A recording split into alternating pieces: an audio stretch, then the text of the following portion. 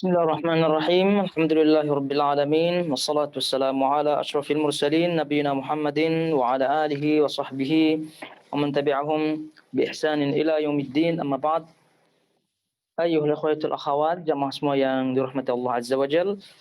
Kembali kita buka kajian kitab Al-Aqidah Al-Wasit, Al-Aqidah At-Tahawiyah, yang kita sampai pada bahasan poin yang ke-69. Nah, poin yang ke-69 dari buku terjemah yang dibagikan. Nah, jadi yang mengikuti kajian ini silahkan mengikuti dan buka bukunya halaman berapa itu? 14 ya, poin 69 dan seterusnya. Baik, ikhwatul akhwat, jamaah semua yang dirahmati Allah Azza wa Jal. Jadi kita telah membahas sebelumnya berkaitan dengan masalah al-asma wal ahkam, masalah nama-nama dan hukum. Yaitu nama apa? Nama yang diberikan kepada ahlu al-kabair, kepada mereka-mereka yang melakukan dosa besar di dunia, dan juga apa hukum mereka di akhirat. Ini pernah kita bahas pada pertemuan-pertemuan yang lalu, apa pandangan Ahlus Sunnah wal Jamaah dalam hal ini, aqidatus salaf, kemudian juga yang menyelisihinya dari Al-Khawarij, Mu'tazilah, Jahmiyah, Murji'ah, dan seterusnya. Oleh karena itu, Al-Imam At-Tahawi rahimahullahu ta'ala dalam poin ini meneruskan kaitannya dengan itu. Melanjutkan kaitan dengan permasalahan, yakni pelaku dosa besar. Permasalahan pelaku dosa besar. Ya tentu ini masalahnya masih di dunia. Ya, kita ingatkan kembali bahwasanya Ahlus Sunnah wal Jamaah dalam hal pelaku dosa besar, mereka-mereka yang melakukan dosa besar, kita sebutkan bahwa Ahlus Sunnah wal Jamaah aqidatus salaf meyakini mereka masih dalam golongan ahli iman, tidak keluar daripada Islam. Akan tetapi keimanan mereka berkurang, tidak sempurna karena perbuatan mereka, yakni pelaku dosa besar, melakukan dosa besar. Nah, sekarang beliau lanjutkan konsekuensinya apa? Karena kalau merujuk kepada pandangan Khawarij, merujuk kepada pandangan Mu'tazilah dalam hal ini, maka konsekuensinya banyak sekali. Dan apabila kita mengatakan seperti perkataan Khawarij dan juga perkataan Mu'tazilah yang mengeluarkan pelaku dosa besar daripada kawasan atau mengeluarkan mereka dari keislaman, maka konsekuensinya banyak sekali. Nah, salah satu di antara konsekuensinya adalah apakah mereka boleh menjadi imam dalam sholat, apakah mereka boleh memimpin sholat, dan juga apakah mereka boleh disolati apa tidak. Ini konsekuensi. Konsekuensi ya, jangan jangan tanya apabila berkaitan dengan hak waris dan seterusnya.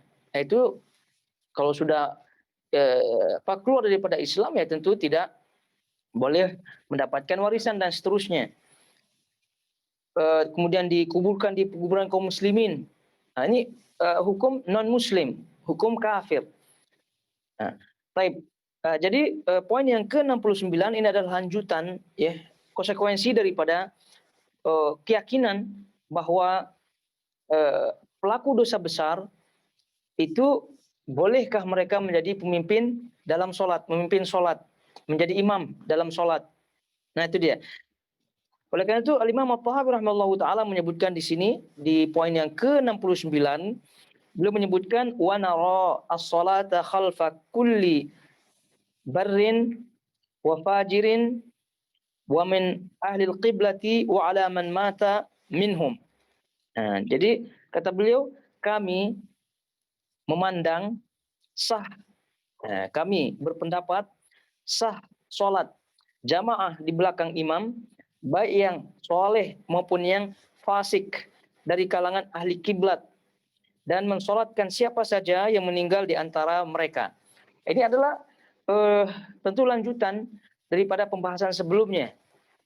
Jadi kalau pembahasan sebelumnya tadi kita sebutkan apa hukumnya atau apa namanya mereka yang pelaku dosa besar di dunia. Dan selanjutnya ini adalah konsekuensinya. Ini konsekuensinya. Jadi Ahlussunnah wal Jamaah tadi kita sebutkan meyakini pelaku dosa besar masih Islam, masih beriman namun kurang imannya. Oleh karena itu konsekuensinya menurut Ahlussunnah wal Jamaah sah mereka menjadi imam. Sah mereka menjadi imam dan juga mereka disolatkan apabila meninggal dunia. Dan ini pendapat majoriti Ahlussunnah wal Jamaah. Kalau kita merujuk ke pandangan Khawarij, pandangan Mu'tazilah dan seterusnya yang mengkafirkan pelaku dosa besar ini tidak terjadi, tidak boleh, tidak sah dan seterusnya. Tapi ini yang dibahas oleh beliau rahimahullahu taala dan itu yang disebutkan oleh pensyarah Al-Imam Aqidah Tahawi, yaitu Al-Imam Ibnu Abi Izz Al-Hanafi rahimahullahu taala. Kata beliau rahimahullahu taala di sini, wa'lam rahimakallah wa iyana annahu yajuz lirrajuli an yusalliya khalfa man lam ya'lam minhu bid'atan wala fisqan bittifaqi al-a'immah. وليس من شرط الائتمام أن يعلم المأموم اعتقاد إمامه ولا أن يمتحنه فيقول ماذا تعتقد بل يصلي خلف المستور الحال. Ini kata Imam Ibnu Abi Al-Izz Al-Hanafi dalam syarahnya. Ketahuilah, semoga Anda dan kita semua dirahmati Allah Azza wa Jal. Kata beliau, boleh seorang menjadi makmum, sholat di belakang imam yang tidak diketahui keadaannya, yang tidak diketahui bid'ahnya. Ini bittifaq, secara kesepakatan ulama. Dan tidak menjadi syarat bagi seorang makmum untuk mengetahui atau bertanya apa akidah daripada imam tersebut. Oleh itu kata beliau, bal yusalli khalfal masturul hal. Akan tapi boleh sah solat di belakang kaum muslimin, di belakang orang Islam tentu yang masturul hal, yang tidak diketahui keadaannya. Nah, ini tentu yang disepakati oleh ulama-ulama kita, bahwasanya apabila kita tidak mengetahui akidah seseorang dan seterusnya, ya boleh kita sholat. Nah, ini yang disepakati oleh para ulama. Baik. Berkaitan dengan keadaan imam, ya, keadaan imam, atau boleh kita sebut jenis, ya, macam imam dalam hal ini. Yang pertama adalah masturul hal. Yang tadi kita sebutkan hukumnya ini bittifaq ulama boleh. Ya, tidak masturul hal maknanya tertutup hal keadaannya. Maksudnya tidak diketahui keadaannya. Nah, seperti yang disebutkan oleh Imam Ibnu Abi Izz Hanafi tadi, ini sebagai kesepakatan para ulama bahwa boleh sholat di belakang imam yang tidak diketahui halnya, keadaannya. Maksudnya, apakah dia fajir, apakah dia fasik, apakah dia mubtadi dan seterusnya, masturul hal, tertutup keadaannya. Nah, gitu, tidak diketahui, majhul. Nah, jadi ini tadi kita bacakan boleh dan tidak menjadi syarat untuk kita bertanya. Apalagi kita baru datang di kampung atau mungkin ada imam yang baru diangkat oleh majelis-majelis agama setempat. Nah, itu jangan sampai kita bertanya-tanya baru sholat di belakang mereka. Nah, itu namanya tanattu, berlebihan. Kata Nabi SAW, halakal mutanatti'un. Jadi celakalah, binasalah orang yang berlebihan. Ini termasuk berlebihan. Nah, baik. Ini keadaan yang pertama, masturul hal, tertutup hal, keadaannya majhul, tidak diketahui. Nah, apa maksudnya? Tidak diketahui keadaannya, apakah dia fasik, apakah dia fajir, apakah dia mubtadi dan seterusnya. Dan ini sepakat, masturul hal boleh. Baik, kemudian yang kedua, keadaan yang kedua, jenis atau macam imam yang kedua adalah al-imam al-mubtadi' ad-da'i ila bid'atih, yaitu imam ahlu bid'ah yang mendakwahkan bid'ahnya. yang mendakwahkan, mengajak orang kepada bid'ahnya. Itu yang kedua. Kemudian yang ketiga, al-imam al-fasiq. Zahir al-fisq. Imam yang fasik, yang jelas kefasikannya. Jelas kefasikannya. Jadi apa maksud daripada fasik? Ini fasik yang dimaksud adalah pelaku dosa besar. Sama dengan fajir. Pelaku dosa besar. Jadi imam yang melakukan dosa besar yang nampak jelas dosa besar yang dilakukannya. Kemudian yang keempat adalah al-imam al-mukhti' al-ma'dzur. Imam yang tersilap dan kesilapannya diberikan uzur. Maksudnya dimaafkan.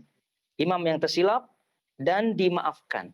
Maksudnya apa di sini? Tersilap ya, namanya imam boleh lupa rukunnya, boleh lupa wajib sholatnya, dia lupa tahiyat awal, atau lupa kewajiban-kewajiban dalam sholat, namanya manusia. Maka ini ma'dzur, diberikan maaf. Kemudian yang terakhir adalah al-imam al-adl. Imam yang adil, yang soleh. Ini 5 keadaan daripada jenis-jenis macam imam. Tentu yang menjadi poin bahasan adalah yang tadi yang fasik, yang jelas kefasikannya. Baik, yang pertama tadi kita sebutkan mastur al-hal. Mastur al-hal yang tidak jelas keadaannya, maka dah tadi kita bacakan kesepakatan ulama akan bolehnya sholat di belakangnya.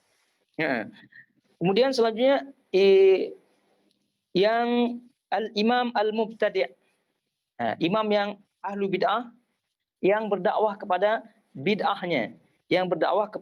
bid'ahnya, Nah, ini ditengok bid'ahnya bagaimana bid'ahnya. Kalau bid'ahnya itu bid'ah mukaffirah, bid'ah yang mengkafirkan, artinya bid'ah yang boleh memasukkan dia dalam kekufuran, maka ini tentu jumhur yang sahih, pendapat yang sahih tidak sah. Kenapa? Karena melakukan bid'ah yang mengkafirkan, yang mengeluarkan seorang daripada Islam. Adapun kalau melakukan bid'ah yang tidak mengeluarkan daripada kekafiran, maka ini boleh. Ini masuk ke dalam yang fasik, masuk ke dalam yang fasik. Berkaitan dengan bid'ah ini, tentu bagaimana kita mengetahui? Kalau kita lihat jelas-jelas orangnya, maka itu lebih aula untuk kita tidak sholat di belakangnya. Dikecualikan dalam hal ini beberapa keadaan. Keadaan yang pertama yang memang diwajibkan oleh imam, diwajibkan oleh pemimpin. Kemudian yang kedua, dikhawatirkan terlepas waktu sholat. Ya mau tidak mau sholat di belakangnya, terpaksa. Jadi intinya kedua-duanya ini terpaksa. Tapi kalau tidak terpaksa, apalagi boleh ada pilihan di situ di kawasan. Jadi maka lebih aula untuk kita pilih imam yang lebih selamat dari segi akidahnya dan seterusnya. Baik. Kemudian selanjutnya yang ini jadi bahasan adalah imam yang jenis yang ketiga, imam fasik. Zahir al-fisq.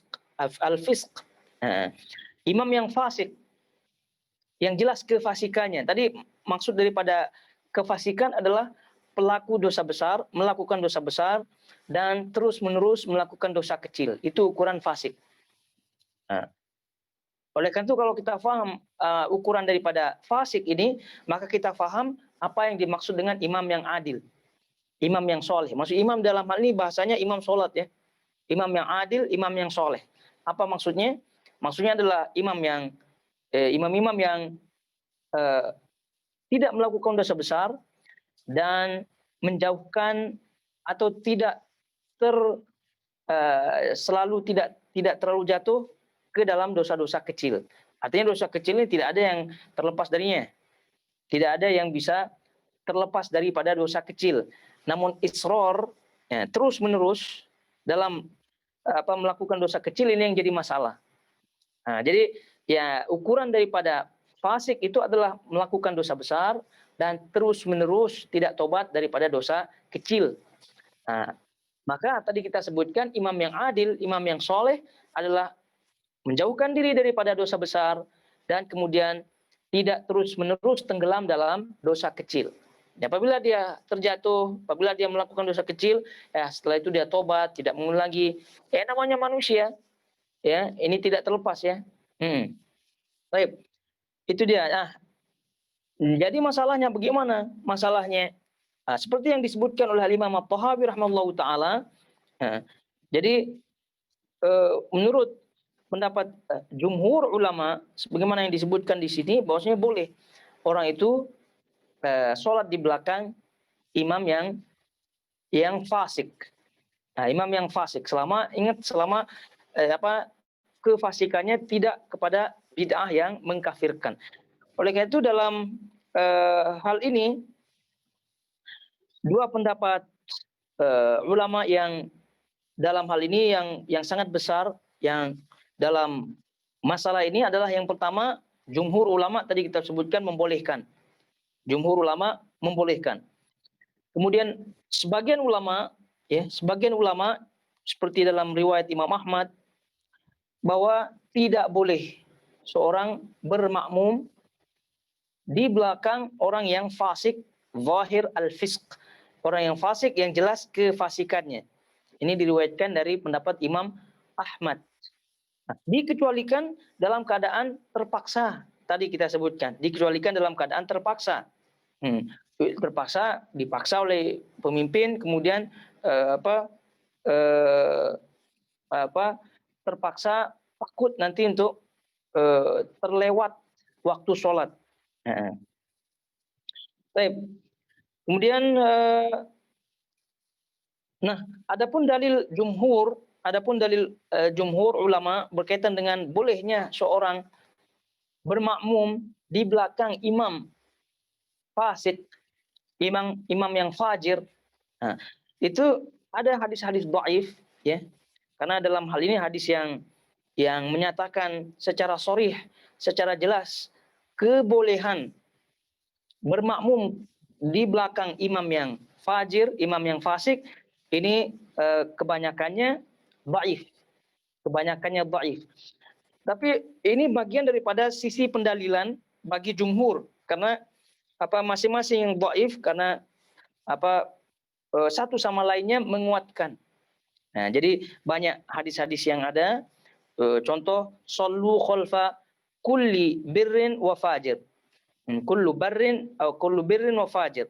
Jadi salatlah kalian di belakang setiap orang yang soleh maupun yang fasik. Nah, ini dhaif hadisnya. Begitu juga dengan hadis as-salah wajib alaikum ma'a kulli muslimin barran aw fajiran. Wa in amila bil kabair. Jadi salat wajib atas kalian bersama setiap muslim yang soleh maupun yang fajir, yang tidak soleh. Ini pun dhaif. Ini pun didhaifkan oleh para ulama. Kemudian juga hadis sallu khalfa kulli man qala la ilaha illallah wa sallu ala man mata min ahli la ilaha illallah. Salatlah kalian di belakang setiap orang yang mengatakan la ilaha illallah dan salatlah kalian atau salatilah kalian kepada siapa yang mati di atas la ilaha illallah. Nah, ini pun hadisnya dhaif. Namun kata para ulama, ya, sisi pendalilan daripada jumhur walaupun hadisnya dhaif, tapi satu sama lainnya bisa menguatkan dari sisi pendalilan. Nah, sisi pendalilan yang lain, sisi pendalilan yang pertama dari segi jumhur adalah banyaknya hadis yang dhaif gitu ya, yang menyebutkan boleh sholat di belakang fajir, maka satu sama lainnya boleh menguatkan. Itu sisi pendalilannya, walaupun ini tidak menjadi dalil utama. Kemudian dalil yang kedua adalah perbuatan sahabat Nabi SAW. Ini juga bagian daripada dalil. Bahwa fakta-fakta yang ada, contohnya yang nyata adalah perbuatan sikap daripada Ibnu Umar radhiyallahu anhu yang sholat di belakang Hajjaj bin Yusuf Ats-Tsaqafi. Kita ketahui Hajjaj bin Yusuf ini adalah Saffah istilahnya, pembunuh. Jadi kefasikan, dosa besar itu sudah nyata di apa yang dilakukan oleh Hajjaj bin Yusuf Ats-Tsaqafi. Beribu, mungkin sampai pada juta manusia yang dibunuh, kaum muslimin yang dibunuh oleh Hajjaj bin Yusuf Ats-Tsaqafi. Dan ini adalah kefajiran, kefasikan yang nyata. Zahir al-fisq, nyata kefasikannya. Namun demikian tetap Ibnu Umar radhiyallahu anhu sholat di belakangnya. Dan tidak hanya beliau saja, Anas bin Malik radhiyallahu anhu juga demikian. Nah, ini juga yang yang menjadi dalil daripada jumhur boleh seorang itu di belakang fasik. Dan juga berkaitan dengan pemimpin yang zalim, artinya imam pemimpin yang zalim, Nabi SAW menyebutkan yusalluna lakum fa in asabu falakum wa lahum wa in akhtau falakum wa alaihim. Jadi setiap keputusan yang diputuskan oleh pemerintah walaupun zalim, maka kata Nabi SAW itu ditaati. Jadi kalau benar maka kalian mendapatkan pahala, mereka dapat pahala. Kalau tidak, maka kalian mendapat pahala, mereka yang menanggung dosanya. Dan ini yang sebagai dalil para ulama dalam kebanyakan keputusan-keputusan pemerintah yang berkaitan dengan agama. Keputusan-keputusan pemerintah yang berkaitan dengan agama. Ya, contoh berkaitan dengan sholat di dalam keadaan pandemi semacam ini, yang berjarak softnya dan seterusnya. Ini juga hadis yang bagian daripada pendalilan yang membolehkan. Jadi bagian yang membolehkan banyak sisi pendalilannya bahwa ini adalah darurat yang pertama, kemudian yang kedua ini adalah keputusan pemerintah. Jadi dalilnya daripada hadis ini bahwa apabila sudah menjadi keputusan pemerintah, maka apabila benar maka dapat pahala, kalau salah mereka tanggung dosanya. Nah, ini bab keputusan pemerintah. Nah, kaitannya dengan imam yang sholat atau imam fajir atau imam fasik, maka apabila imam tersebut telah ditunjuk oleh pemerintah, maka dalam hal ini ya sudah, kita pun mengikuti pemerintah itu. Kalau memang benar-benar imamnya fasik, fajir dan seterusnya, nanti pemerintah yang mengangkat imam tersebut yang menanggung dosanya. Ini sisi pendalilannya. Bahwa jumhur ulama mengatakan boleh seorang yang fasik menjadi imam dan sah hukumnya orang itu bermakmum di belakang imam yang fasik, yang fajir. Nah, dan ini kita berbicara masalah sah dan boleh, tidak berbicara keutamaan. Jadi kalau keutamaan ya tentu yang paling utama adalah mencari imam yang adil, yang soleh. Dan kita sebagai ukuran keadilan kesolehannya ini adalah yang dari sisi zahir. Nah, ini semua adalah sisi zahir. Adapun di belakangnya, bagaimana perbuatan di belakangnya dan seterusnya ya tentu tidak. Ya.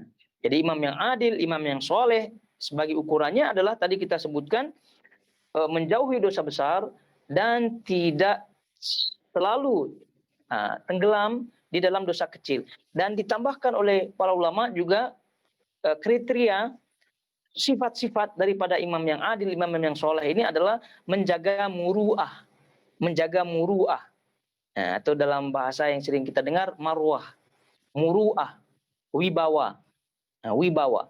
Jadi menjaga wibawa. Maksudnya wibawa apa? Maksudnya tidak melakukan hal-hal yang mengurangi kewibawaannya.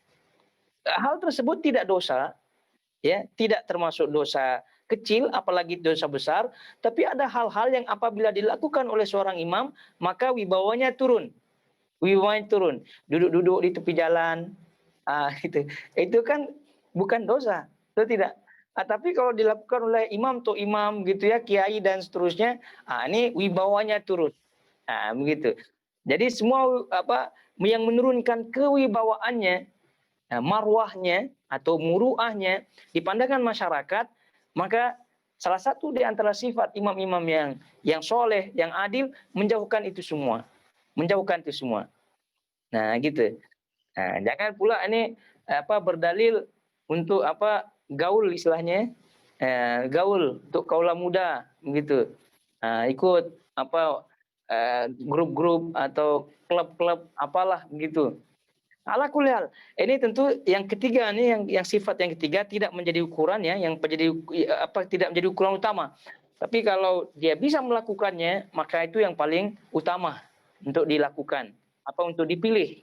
Nah, jadi tiga kriterianya untuk menjadi imam yang soleh, imam yang adil, menjauhi dosa besar, tidak tenggelam dalam dosa kecil, dan menjaga muruah, menjaga marwah, wibawa. Dia sebagai seorang imam. Nah, bagaimana kriteria marwah muruah ini ya tergantung pandangan masyarakat. Ditengok pandangan masyarakat yang tentu tidak menyelisihi agama, tidak menyelisihi agama. Baik, kita dah paham. Lagi itu tadi kita sebutkan ini semua berbicara boleh atau tidak. Nah, kalau berbicara keutamaan, maka tentu yang akan dipilih adalah imam yang adil, imam yang soleh. Kemudian selanjutnya berkaitan dengan sholat khalfal mubtadi' yang tadi kita sebutkan. Sholat khalfal mubtadi'. Sholat di belakang ahli bid'ah. Nah, jadi ahli bid'ah ini ada yang ahli bid'ah yang kita ketahui jelas, kemudian ada ahli bid'ah yang kita tidak ketahui. Ada ahli bid'ah yang kita ketahui jelas namun tidak mendakwahkan bid'ahnya, ada yang kita ketahui mendakwahkan bid'ahnya. Nah, dan memuji Ahlus Sunnah Jamaah, maka tadi dilihat keadaan bid'ahnya. Jadi kalau bid'ahnya itu bid'ah kekufuran, maka ini tentu kita jauhi. Kalau tidak, maka boleh di situ. Ya, terutama sekarang di Nusantara kita berkaitan dengan bid'ah yang mukaffirah, yang nyata mengajak ke kuburan dan seterusnya, itu sudah mukaffirah. Nah, ini tidak boleh. Mereka itu kalau ada yang semacam seperti itu ya, yang imam-imam seperti itu ya kita jangan sholat di belakangnya. Nah, kemudian bagaimana dengan kebanyakan sekarang di Nusantara kan akidah Asy'ariyah. Nah, itu termasuk bid'ah juga, namun dikategorikan oleh para ulama itu bid'ah yang ringan untuk di saat sekarang ini, terutama di saat orang itu banyak talbisnya, sehingga lebih banyak pengikutnya, mereka itu tidak paham, tidak terlalu paham terhadap Asy'ariyah, Maturidiyah yang mereka ikuti. Oleh karena itu imam-imam ini ya, kebanyakan di Nusantara tidak memahami seluk-beluk hakikat daripada akidah yang mereka ikuti. Jadi hanya mereka ikuti ustadznya dan seterusnya. Jadi itu yang mereka pegang. Jadi sekali lagi kalau bid'ah Asy'ariyah, bid'ah Maturidiyah tetap dikatakan bid'ah, keluar daripada Ahlus Sunnah Jamaah dalam bab ini, namun berkaitan dengan sholat, maka bid'ahnya ini tidak sampai mencegah dia untuk menjadi seorang imam. Kecuali kalau dia bid'ahnya dah Asy'ariyah, kemudian kuburiyah gitu ya, itu cerita lain. Itu cerita lain. Maka kita lihat ini karena dia bid'ahnya kuburiyun. Orang-orang yang suka kubur, berdoa kepada kubur dan seterusnya ya, sufi yang ekstrim, maka ini tentu yang kita tidak dibolehkan. Adapun yang tadi bid'ah Asy'ariyah dan seterusnya, dan ini banyak di Nusantara kita, maka ini dibolehkan. Dan ingat ini berbicara bolehnya saja ya. Kalau yang tentu yang lebih utama ya pilih yang berakidah salaf, kemudian akhlak yang baik, yang dan seterusnya, yang tadi imam yang adil, imam yang soleh. Kemudian selanjutnya berkaitan dengan menolak, mencegah seorang yang fasik menjadi imam. Bagaimana? Ya kalau ada kemampuan maka silahkan. Kalau ada kemampuan maka silahkan untuk dicegah. Ya, kemampuan maksudnya bagaimana? Kemampuannya terutama di Nusantara ya, tidak seperti yang di Qatar di sini. Kalau di Qatar kan yang menentukan menjadi imam itu adalah kerajaan atau pemerintah, di sini auqaf. Jadi kita tidak boleh sembarangan mencegahnya. Jadi kalau yang sudah ditetapkan oleh pemerintah, maka ini memandang maslahat mafsadat. Jadi kalau sudah ditetapkan oleh pemerintah, maka ya jangan coba-coba melarangnya. Ya, karena itu mafsadat. Tapi kalau kita di kampung, di Nusantara, karena kebanyakan kita di Nusantara kan yang mengangkat dia jadi imam bukan pemerintah ya, bukan ini. Jadi kemudian kalau kita ada pengaruh di situ, ya lebih utama untuk dicegah orang yang fasik, orang yang melakukan bid'ah dan yang lain-lain yang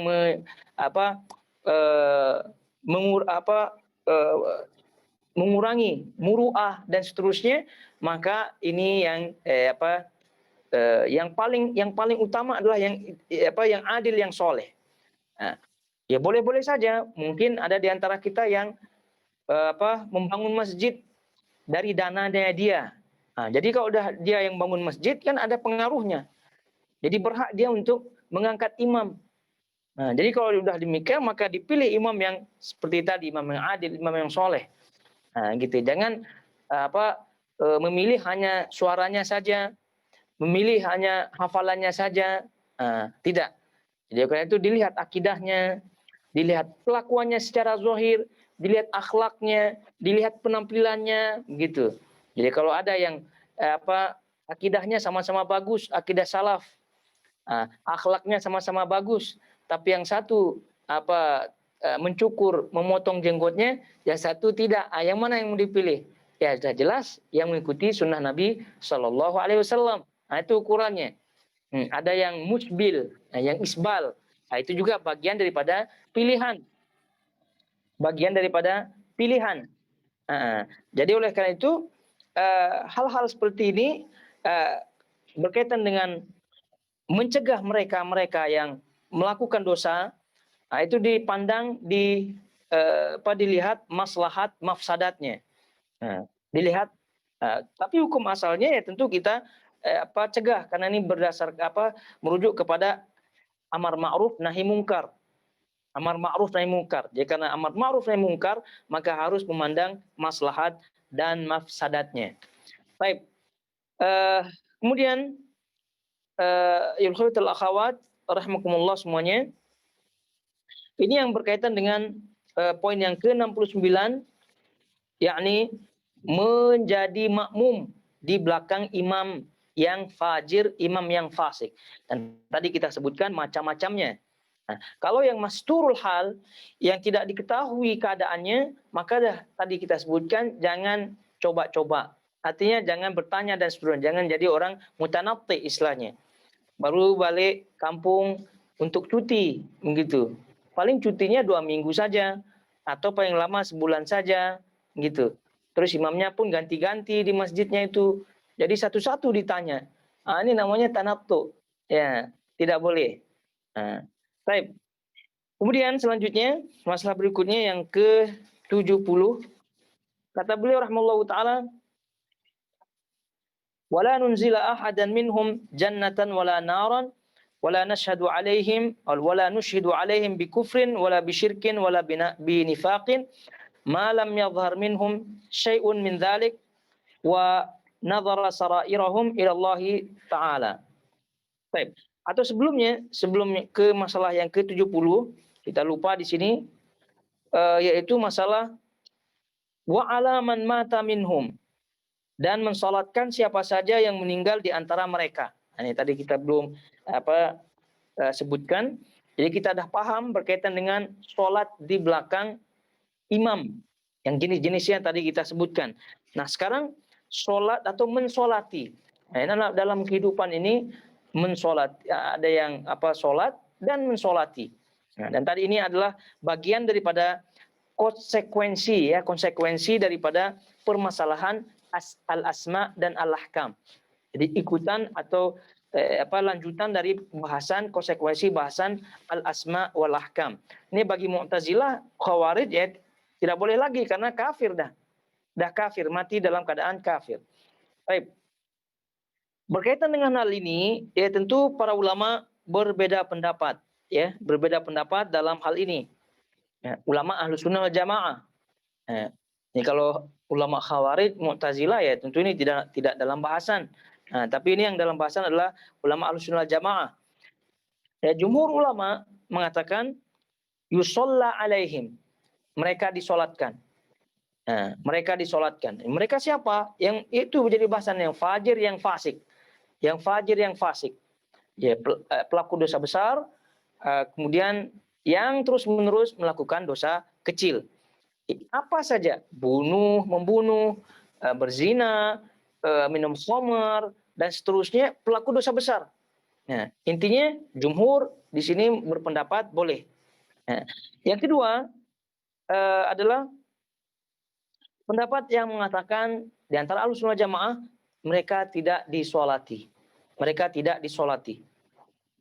Nah, kemudian yang ketiga adalah pendapat yang disebutkan oleh Imam Abu Hanifah rahimahullahu taala, itu mereka disolati, pelaku dosa besar disolati kecuali tiga saja. Kecuali tiga saja. Yaitu yang al-bughat, pemberontak, kemudian quta'ut thariq, quta'ut turuq, perampok, penyamun, kemudian waqatil nafsah, yaitu yang membunuh diri. Nah, ini tiga jenis dosa ini saja yang tidak disolati menurut Imam Abu Hanifah dan yang mengikutinya, pemberontak, penyamun, dan juga yang ketiga adalah pembunuh diri. Nah, namun yang sahih dari ketiga ini adalah pendapat jumhur, ya, pendapat jumhur yang mengatakan boleh mensolati pelaku dosa besar apapun dosanya. Ya, tentu kecuali dosa syirik. Kalau dosa syirik ya kan mukafir, yang mengeluarkan dia daripada Islam. Namun lagi-lagi kita rujuk kepada bab takfir. Bab takfir. Karena ini masalah bab takfir adalah masalah yang sangat-sangat sensitif, sangat-sangat samar, maka ya tentu apabila orang itu telah meninggal dunia dalam keadaan Islam secara zahir, walaupun dia melakukan kesyirikan, ya kita husnuzon saja kepada mereka. Mungkin mereka itu ada kejahilan, ada yang mencegah dan seterusnya, syubhat dan seterusnya. Nah, jadi kita tidak tahu. Nah, itu masalah takfir ini itu kita tutup saja karena itu berat sekali untuk kita sebutkan. Tapi kalau masalah fasik, masalah dosa besarnya, maka ini zahir kita lihat. Ada yang memang kehidupannya mencuri, merampok, drug, membunuh dan seterusnya. Maka ini udah jelas. Nah, ini yang jadi bahasan. Jumhur membolehkan, sebagian ulama tidak membolehkan. Adapun yang tidak membolehkan, mereka menyebutkan bahwasanya Nabi SAW diriwayatkan dari riwayat yang sahih, riwayat Imam Muslim dan juga riwayat Abu Dawud dan juga yang lainnya, Nabi SAW tidak atau lam yusalli ala qatil nafsih atau qatil nafsah. Jadi Nabi SAW tidak mensolati orang yang membunuh diri. Juga orang yang tidak mensolati orang yang ghal, orang yang mengambil harta rampasan perang, jadi para ulama yang tidak membolehkan mengkiaskan daripada perbuatan Nabi SAW ini. Jadi perbuatan-perbuatan dosa besar yang menyebabkan Nabi SAW tidak mensolati mereka, seperti membunuh diri, seperti mengambil harta rampasan, ini kan pelaku dosa besar. Maka kesimpulannya bagi mereka yang melarang, jadi setiap pelaku dosa besar maka tidak disolatkan. Adapun Abu Hanifah mereka mengatakan disolatkan kecuali yang tiga saja. Tadi, pemberontak, penyamun, dan membunuh diri. Nah, mereka menyebutkan ada hadis-hadis yang mengatakan demikian. Salah satu di antaranya adalah membunuh diri. Kemudian yang mengambil harta rampasan perang. Ini ini adalah dalil di mana Nabi SAW tidak mensolati mereka. Adapun penyamun dan seterusnya, karena mereka ini telah membuat teror, ya, telah memerangi kaum muslimin dengan perbuatannya, menyamun, kemudian memberontak dan seterusnya. Jadi ini pun bagian yang tidak dibenarkan. Ini adalah dalil-dalil dari mereka yang tidak membenarkan atau tidak membolehkan. Adapun dalil daripada jumhur ulama, dan ini yang sahih, yang rajih adalah tadi kita sebutkan membolehkan sholat atau mensolati orang yang mati dalam keadaan pelaku dosa besar. Dalilnya adalah keumuman dalil dari firman Allah Subhanahu wa taala, fa'lam annahu la ilaha illallah wastaghfir li dzambik. Nah, dalam surah Muhammad itu. Jadi fa'lam annahu la ilaha illallah wastaghfir li dzambik walil mu'minin wal mu'minat. Nah, ketahuilah sesungguhnya dialah Allah yang berhak disembah, yang tidak ada ilah yang berhak disembah kecuali Allah. Kemudian wastaghfir li dzambik. Istighfarlah, minta ampunlah li dzambik untuk dosa kamu dan untuk dosa kaum mukminin dan kaum mukminat. Kaum mukminin dan kaum mukminat. Baik, dalam ayat ini Allah Subhanahu wa taala, ini sisi pendalilan jumhur ya, bahwa Allah Subhanahu wa taala menyebutkan memerintahkan istighfar, mintalah ampun untuk dirimu ya, dan juga untuk kaum mukminin dan kaum mukminat. Kaum mukminin, kaum mukminat. Yang menjadi poinnya adalah Allah memerintahkan istighfar kepada kaum mukminin, kaum mukminat. Di sini sifatnya umum. Sifatnya umum. Tidak ada yang mengkhususkannya. Sifatnya umum. Jadi kalau sudah masih dalam kawasan mukmin, masih dalam kategori mukmin, kategori mukminat, maka kita pun diperintahkan untuk istighfar, mendoakan kebaikan untuk mereka. Nah, kalau dibilang kan pelaku dosa besar, apakah dikatakan mukmin mukminat juga? Nah, kan sudah dibahas masalah iman. Kan sudah dibahas masalah pelaku dosa besar. Nih kalau Khawarij ya tentu mereka tidak sebut ini bagi mukmin mukminat gitu. Tapi ini adalah, maka tadi kita di awal-awal kita sebutkan pembahasan al-asma wal ahkam ya, pembahasan al-asma wal ahkam itu kaitannya dengan ini erat sekali. Kaitannya dengan ini erat. Maka ini ibarat lanjutan ya, dari bahasan sebelumnya. Ibarat lanjutan daripada sebelumnya. Nah, sisi pendalilan dalil ini karena Allah Subhanahu wa taala sebutkan istighfarlah untuk dirimu dan untuk mukmin dan mukminat. Para ulama jumhur mengatakan istighfar di sini adalah meminta ampun atau doa kebaikan untuk diri dan untuk yang lain dari golongan kaum mukminin, kaum mukminat. Nah, mendoakan kebaikan atau memintakan ampun bagi kaum mukminin, bagi kaum mukminat, ini ada dua jenis, ada umum, ada khusus. Ada umum, ada khusus. Dan umum ini bersifat wajib, mustahab. Artinya tidak wajib. Yang khusus ini bersifat wajib. Khusus ini bersifat wajib. Apa maksudnya? Umum yang bersifat yang tidak wajib adalah tatkala doa kita umum, ya. Doa ketika kita berdoa. Jadi kita minta Allahumma ighfir lil mu'minina wal mu'minat. Ini sering kita dengar, gitu kan doanya. Allahumma ighfir lil mu'minina wal mu'minat. Ya Allah, ampunkanlah kaum mukminin dan kaum mukminat. Maka ini kalau kita sebut doa seperti ini mustahab sunnah. Doa seperti ini artinya kita tidak diwajibkan tapi sunnah. Nah, kita mendapatkan pahala mendoakan kaum mukminin, kaum mukminat yang lainnya. Jadi kita tidak pernah mendengar doa Nabi SAW atau riwayat dari Nabi SAW, Allahumma ighfir lil mu'minina wal mu'minat illa ahlul kabair misalnya. Kecuali yang melakukan dosa besar, itu tidak. Jadi Nabi SAW menyebutkan ampunkanlah dosa kaum mukminin dan kaum mukminat secara umum. Baik yang melakukan dosa besar maupun yang melakukan dosa kecil. Baik. Adapun yang khusus dan itu bersifat wajib adalah ketika mereka disolati. Karena kan kita solat kan kita salah satu di antara doa ya, salah satu di antara doa dalam solat jenazah adalah memintakan ampun kepada mereka, itu tidak. Di mana ada solat jenazah yang tidak mendoakan. Jadi solat jenazah itu salah satu tujuan untuk solat jenazah adalah mendoakan si mayit. Maka oleh karena itu kata para ulama, jumhur ulama, mendoakan kaum mukminin, kaum mukminat secara khusus yang bersifat wajib adalah tatkala ketika mensolati jenazah. Nah, maka ini bersifat wajib. Bersifat wajib. Ya, kenapa? Karena ketika kita sholat jenazah, kita doakan kebaikan untuk mereka. Doakan ampun, kemudian doa mendapatkan rahmat, dan seterusnya. Nah, jadi sekali lagi, sisi pendalilan dalam ayat ini adalah Allah memerintahkan mendoakan kaum mukminin, kaum mukminat secara umum dan tidak dikhususkan pelaku dosa besar. Baik.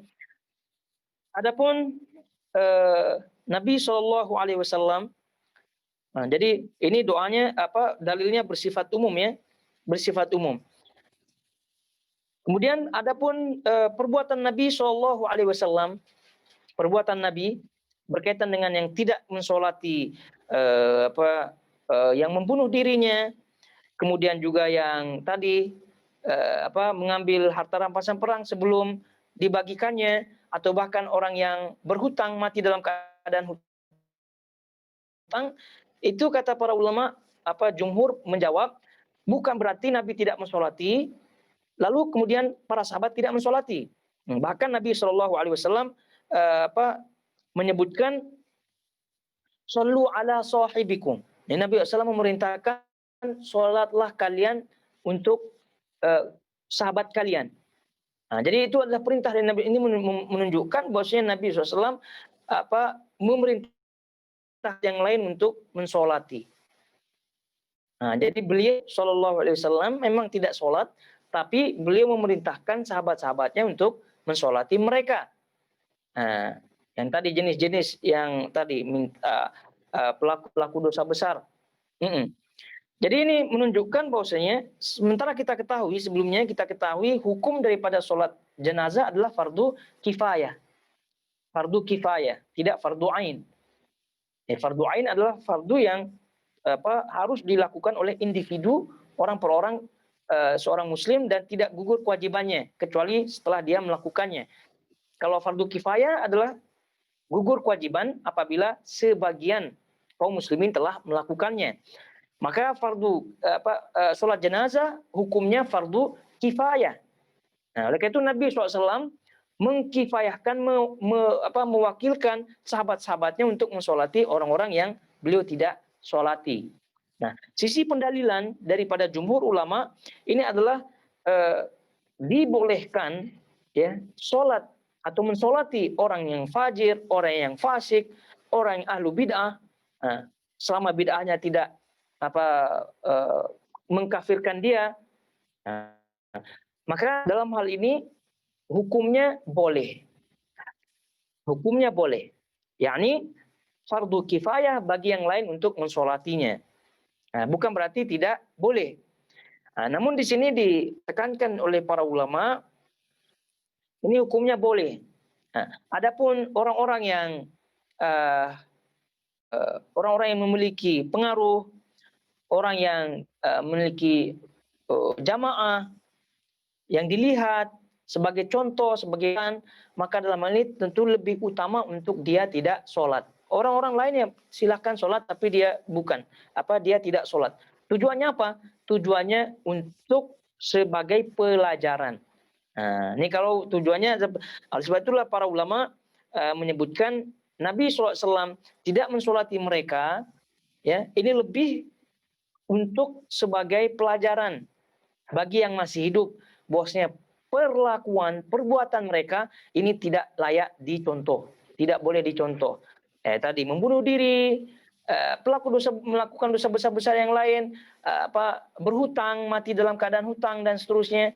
Nah, ini adalah pelajaran bagi kita yang masih hidup, jangan sampai melakukan seperti itu. Oleh karena itu, tokoh-tokoh masyarakat yang dilihat oleh orang, yang diikuti oleh banyak orang, maka bagi mereka yang sudah mati jelas kematiannya dalam keadaan melakukan dosa besar, mencuri, berzina, minum khamar, drug dan seterusnya, membunuh, maka ini lebih aula, lebih utama untuk tidak disolati baginya.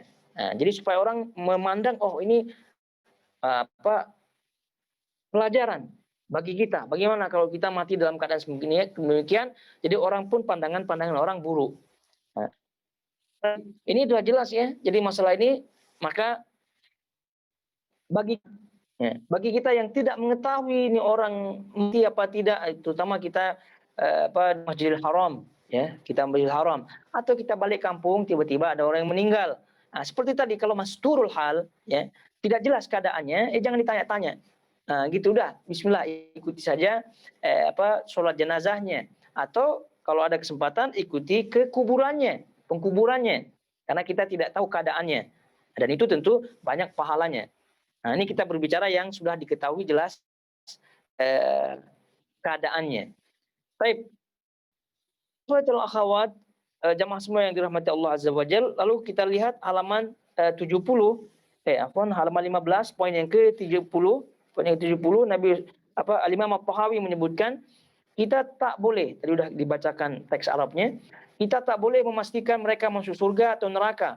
Kita juga tidak boleh bersaksi bahwa mereka itu kafir, musyrik atau munafik. Selama semua itu tidak tampak nyata dari mereka, kita menyerahkan rahasia hati mereka kepada Allah Ta'ala. Ini lanjutan poin-poin yang sebelumnya tentunya. Jadi sungguh pun mereka mati dalam keadaan fasik, sungguh pun mereka mati dalam keadaan fajir, pelaku dosa besar, maka kata beliau rahimahullah tidak boleh memastikan mereka masuk ataupun neraka. Dan ini poin-poin ini sering kita ulangi dalam hal ini. Jadi intinya bahwa masalah surga dan neraka itu adalah masalah hak Allah Subhanahu wa taala. Dan bahasan ini adalah tentu bahasan memastikan individu. Maka itu diistilahkan sebagai muayyan. Muayyan. Muayyan ada yang mutlak, ada yang muayyan, ada yang secara individu, ada yang secara umum. Jadi kalau secara umum, jadi Nabi SAW banyak menyebutkan hal ini secara umum. Man qama lailatul qadri imanan wa ihtisaban ghufira lahu ma taqaddama min dzambi. Man kana akhiru kalami la ilaha illallah dakhala jannah. Itu banyak hadis-hadis yang bersifat umum. Barang siapa yang qiyamul lail dengan iman dan ihtisab, dosanya oleh Allah. Barang siapa yang mati dalam keadaan menyebut la ilaha illallah, dia akan masuk surga. Ini adalah sifatnya sifat umum. Adapun muayyan maka tidak boleh. Jadi intinya dan pendapat yang sahih adalah pendapat jumhur ulama Ahlussunnah Jamaah dalam hal ini. Jadi dalam hal ini ada 3 pendapat yang masyhur di kalangan Ahlussunnah Jamaah berkaitan dengan memastikan masuk surga secara muayyan, secara individu. Ada yang menyebutkan, yang pertama jumhur ulama berpendapat setiap siapa saja yang disebutkan oleh dalil baik Al-Qur'an maupun Sunnah masuk surga atau masuk neraka, maka itulah yang ditetapkan. Siapa saja, mau nabi, mau sahabat, siapa saja. Kemudian yang pendapat yang kedua adalah mereka mengatakan yang dipastikan masuk surga adalah para nabi saja, para anbiya saja. Yang ketiga adalah yang dipastikan masuk surga adalah yang dipersaksikan oleh manusia. Di waktu dia mati, disaksikan oleh banyak orang. Dia sebagai orang baik. Jadi mereka ini juga dipastikan masuk surga. Ini adalah 3 pendapat. 3 pendapat. Jadi yang sahih adalah pendapat yang pertama, pendapat jumhur ulama Ahlussunnah Jamaah. Bahwa yang dipastikan masuk surga adalah yang ada dalilnya. Yang ada dalilnya, Al-Quran dan Sunnah. Jadi kalau sudah demikian maka confirm masuk sahabat Nabi. Kemudian maka confirm para nabi, kemudian para sahabat Nabi. Sudah confirm karena sebagian di antara mereka yang disebutkan masuk surga. Adapun yang menyebutkan hanya nabi saja, ya tentu ini membatasi dalil. Nabi SAW menyebutkan ada di antara sahabat-sahabatnya sebagian sahabat yang dipastikan masuk surga. Ada 10 dan juga yang lain yang tidak disebutkan secara urutan dalam 10. Adapun yang menyatakan pendapat yang ketiga yang menyatakan yang dipersaksikan oleh manusia sebagai orang baik maka ini tidak sesuai dengan sisi pendalilan. Karena dalilnya Nabi SAW dalam hadis yang sahih, Nabi SAW menyebutkan atau diriwayatkan ketika ada orang yang jenazah yang lewat. Jadi para sahabat memuji jenazah tersebut. Maka Nabi SAW menyebutkan wajabat, salah samarot. Wajabat. Jadi 2 jenazah yang lewat, Nabi SAW menyebutkan dia wajib. Maksudnya yang satu yang dipersaksikan atau yang dipuji masuk surga, yang satu masuk neraka. Oleh itu Nabi SAW menyebutkan hada athnaitum alaihi khairan fawajabat lahul jannah.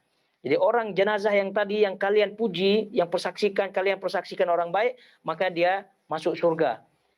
Wa hada athnaitum alaihi syarran hatta wajabat lahun nar.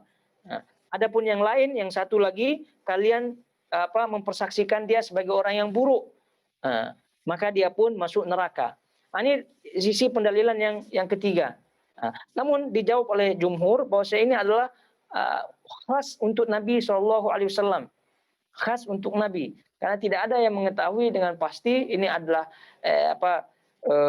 penghuni surga atau penghuni neraka. Walaupun ada pujian sebanyak mungkin dari kalangan manusia, tentu kita tidak, karena ini adalah kekhususan bagi Nabi SAW. Begitu. Adapun pujian-pujian yang ada, tentu kita harapkan itu sebagai doa, namun bukan berarti sebagai kepastian. Nah, perbedaan pendapat yang disebutnya oleh para ulama ini tentu ada konsekuensinya. Jadi kalau kita ditanya, apakah contoh Umar bin Abdul Aziz atau ulama mazhab yang 4, Imam Syafi'i, Imam Malik, Imam Hanifah, Imam Ahmad, Imam Bukhari, Imam Muslim, gitu. Apakah mereka masuk surga apa tidak? Ini kalau kita lihat pandangan-pandangan ini, ya, pandangan yang ketiga, pendapat yang ketiga mengatakan masuk. Kenapa? Karena ulama-ulama itu dipersaksikan oleh murid-muridnya pada waktu itu atau sampai sekarang dipersaksikan kebaikannya. Tapi kalau kita ambil pendapat jumhur ulama dalam hal ini, yang dipastikan masuk surga adalah yang ada dalilnya saja, maka tentu kita tidak persaksikan, walaupun itu Imam Syafi'i, Imam Bukhari, atau walaupun Umar bin Abdul Aziz. Ya, begitu. Oleh karena itu yang sahih adalah pendapat jumhur ulama dalam ini, karena sesuai dengan dalil-dalil yang ada. Adapun yang tadi yang dipersaksikan oleh orang banyak, yang dipuji oleh orang banyak, maka ini kalau merujuk kepada dalil yang dilakukan oleh Nabi, itu adalah dalil yang khusus. Wallahu ta'ala alam.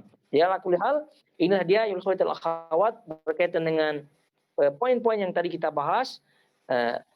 Pas sholat di belakang imam yang fajir, yang fasik, maka hukumnya sekali lagi kita ingatkan, ini adalah hukum asal. Berkaitan dengan keutamaan, maka tentu yang dipilih adalah yang adil, imam yang soleh, yang menjaga muruahnya, wibawanya, akhlaknya, dan seterusnya. Kemudian berkaitan dengan memastikan orang yang masuk surga, maka yang sahih adalah memastikan mereka-mereka yang dipastikan oleh Allah dan Rasulnya untuk masuk surga.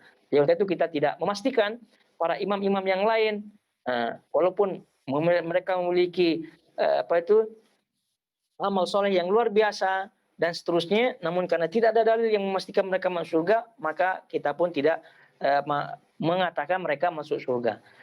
Dan dari sini diingatkan oleh para ulama, ucapan-ucapan yang mengarah kepada kepastian masuk surga itu pun kita jauhkan. Seperti contoh ucapan orang itu syahid. Karena orang yang mati syahid ini sudah confirm masuk surga. Adapun orang yang tidak dipastikan masuk surga, maka kita tidak sebutkan orang itu syahid. Ya, kecuali kalau kita istitsna, maksudnya pengecualian dengan mengucapkan insya Allah. Dia mati syahid insya Allah, karena kita tahu dia mati di peperangan. Jadi dia mati dalam keadaan syahid. Jadi kita tidak memastikannya, tapi ada sebagian kelompok-kelompok yang terlalu memuji tokoh-tokohnya, terlalu memuji pemimpin-pemimpinnya, Sehingga setiap kali disebutkan namanya selalu gelarannya syahid. Syahid fulan. Maka ini yang tidak dibolehkan, dikoreksi oleh para ulama Ahlussunnah wal Jamaah. Maka menyebutkan asyahid fulan. Ini yang sebutan asyahid. Ini tidak boleh. Beda dengan kita sebutkan fulan mati mati syahid atau di jalan syahid fi sabilillah. Itu lain.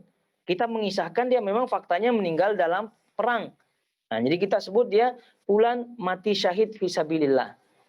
Sudah. Itu namanya khabar. Tapi kalau syahid kita sebutkan syahid fulan, itu tentu tidak. Ya kecuali kalau namanya syahid ya. Ya, itu lain cerita atau Abdul Syahid. Contohnya itu lain. Ya. Tapi ini berkaitan dengan gelaran. Seperti banyak kita dengar tokoh-tokoh sebagian kelompok karena terlalu meninggikan, memuji pemimpinnya. Tapi maka ini keliru. Tapi Pak Yusuf al-Khawat, jamaah semua yang dirahmati Allah Azza wa Jalla, kiranya sampai di sini bahasan al-aqidah Thahawiyah kita. Insyaallah kita akan lanjutkan pada poin berikutnya dalam kesempatan berikutnya. Semoga Allah Subhanahu wa taala memberikan kita taufik untuk memahami agama ini, mengamalkannya dan seterusnya. Kita diridhoi oleh Allah Subhanahu wa taala dan dikumpulkan bersama an-nabiyyin wasyuhada wassalihin nanti pada hari akhirat. Barakallahu fikum wa sallallahu ala nabiyina Muhammad wa ala alihi wa sahbihi wasallam.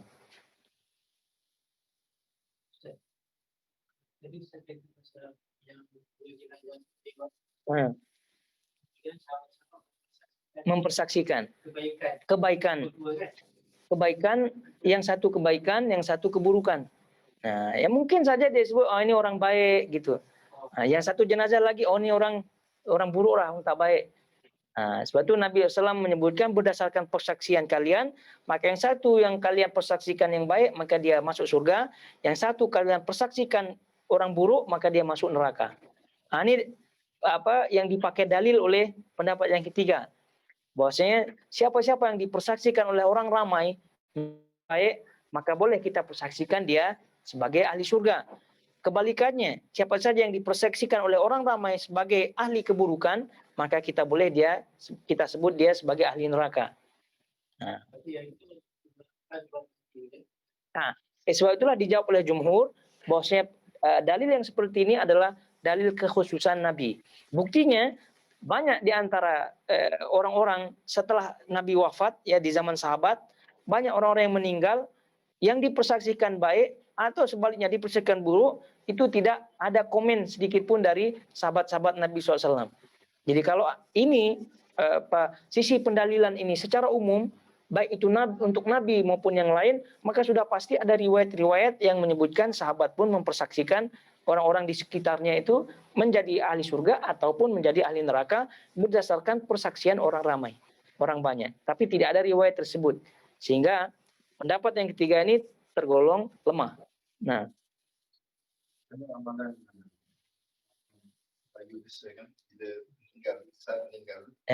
dia persaksikan sesuatu, lepas itu dia cerita ini pecahnya berseri semasa kematian.